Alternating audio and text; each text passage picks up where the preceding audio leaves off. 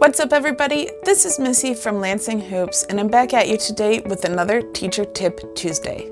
Today I'm going to teach you 10 ways to give directions without saying left and right.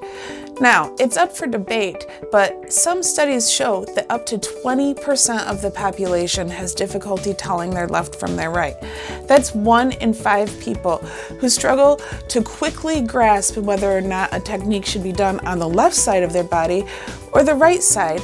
Their level of difficulty varies, with some people not being able to tell their left from their right at all, and other people just taking a little bit longer to understand which hand is which than it would take them to know another direction, let's say up from down. So today, what I'm going to do is teach you 10 different ways to talk to your students about left and right without actually having to say left or right. This is really helpful when you have a group of young students who don't necessarily know their left from their right, or if you're teaching a new technique to students and you want them to grasp the technique and focus on what they're supposed to do there, rather than worrying about which hand is going in which direction. Okay, one easy way to teach direction in a movement class is rather than saying right hand, left hand, you can say first hand, second hand, or first foot, second foot. In the beginning of the class, you let them know that this hand, the hand that's on the right side of their body, you point to it and you turn around so that you are looking the same direction as the students, and you raise that hand. You say, today for the entire class, this will be your first hand. So every time I say first side, it will be the right side or this side of your body. And then from then on out, whether you are showing them the technique directly or they're mirroring you, it doesn't matter if it's your right hand or your left hand or their right or left hand. It will just be their first side or their second side. Another easy way to give direction in a room is to use common placements in the room. I often do this in a classroom by finding stationary objects that the students are already used to looking at. These objects tend to be items like the door, the windows, the clock, and the teacher's desk. And I might say something like, okay, with the hand that's closest to the clock, everybody raise your right hand in the air. Now I'm still going to say right, but I also say the hand closest to the clock. Now that way, anyone who isn't quite sure or has a little bit of time struggling to know right from left right away knows where the clock is and that hand is closest and that they can get started without having to worry and get caught up on left and right while you're continuing to teach the technique and they miss it. Another way to give left and right direction is to use same side as instructions. So in yoga, an instructor might have you go into warrior 1 or warrior 2. In those poses, at different points, your hands are pointing in different directions. Sometimes one hand will be further down, one hand will be further up. So the yoga instructor might say something like this.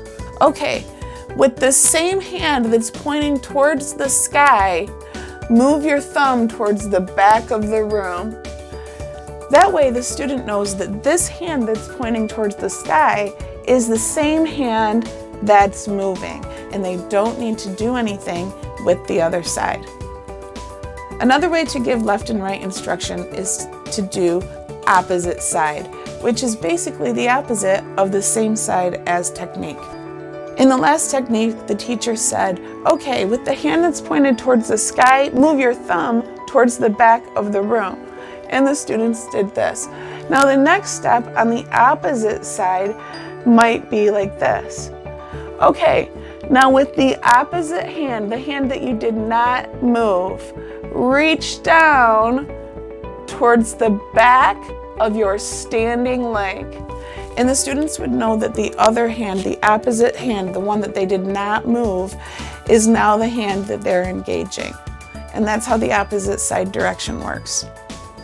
Okay, the next way to give direction without saying left and right is to use the dominant hand approach. So if it's not necessary that every student is using the exact same hand at once, and rather it's more important than they just understand the new technique, you might say something like this.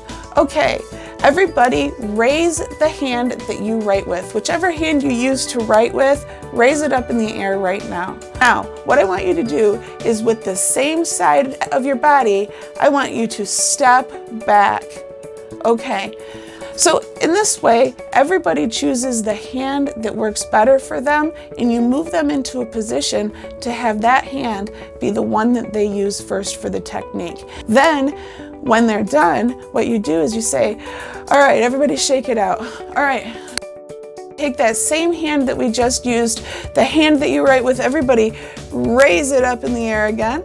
All right. Now, with the opposite side, and you're going to use the opposite side technique that we just learned, step back with your other leg.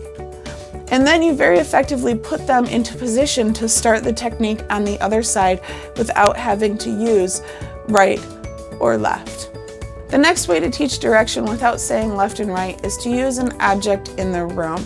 Now, much like the technique where we did the hand closest to whatever, and perhaps we chose the clock or the door, the nice thing about the object in the room technique is that you can use any object and you can have the students be turning. So it doesn't matter which direction they're facing. You can find an object in the room that they can sight, and you can do the hand closest to. So in a class, this might work something like this. With the hand that's closest to your partner, and then you fill it in with whatever you want them to do. Or you might say, okay, with the hand that's closest to the bathroom, I want you to reach across your body and pull as hard as you can backwards, squeezing, or whatever the technique might be. Okay, another way of teaching left and right without actually having to say left and right is to give your students some sort of marker or bracelet. You can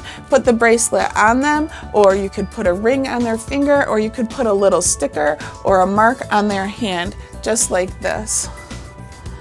This is just a washable marker, and I've marked it with an X. Now, instead of saying left and right, what I'm going to do is say, okay, with your X hand, reach high above you, just like this.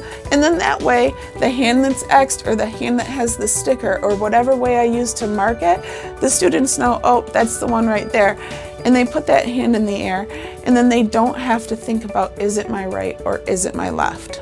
Okay, another way to teach left and right without having to say left and right is to color code your props. So this works really well if you are teaching the students how to move or dance and they're using both sides of their body, and they have props in their hands. So perhaps it might be someone in cheer. Let's see. Staff, poi, fans, hoops. There's lots of double prop flow arts. So what you would do is get props that are very obviously two different colors, and you'd say, okay, I want everybody to take your green hoop and put it in your right hand. Now the right hand is the hand that's closest to the drinking fountain. So you give them a couple of frames of reference so that they know what right means. And you say, okay, take the other hoop, put it in your opposite hand just like this. You turn around and you face the same direction as they are so that they can copy you. And then you turn around and mirror them and switch your color coding so that they're mirroring you as you speak. Then when you demonstrate, you switch the hoops back and you turn around. Okay, another way to teach right and left without actually having to say right and left is to use north, south, east, and west, which is the original directions. Some people find it difficult to follow north, south, east, and west directions and get lost in their mind about which direction they're facing. But if you're someone who can tell which direction you're facing, whether it's north, south, east, or west, no matter where you are, this is a really great way to pass that information on to your students. You would explain that to them the same way that you explain first and second. You'd say, okay, first we're going to go to the east. Now, the east is over here off to your right side. You can tell it's the east because that's where the mountains are in the background. Okay, and the last way to give left and right direction without actually having to say left and right is to use task-oriented directions. And what I mean by that is you use something on the student's body that they have already performed an action with to to let them know what they need to do. So it might sound something like this. If I'm holding my hoop, I might say, okay, with your dominant hand, put your hand inside the hoop with your thumb pointing up in the air. Okay, now here comes the task-oriented goal. Now, with your free hand, the hand that's not doing anything, and meanwhile I'm waving it and showing them the free hand is this one that's moving. So I'd say, okay, now with your free hand, the hand that's not doing anything, I want you to place it right on top of the other on the hoop and push. And that's how you give task-oriented direction. Okay? And that was 10 different ways to give directions to your students without saying left and right. If you have any questions, hit me up in the comments below and make sure you subscribe to Lansing Hoops today. If you want tips for teachers just like this delivered straight to your inbox, sign up for my newsletter today at LansingHoops.com.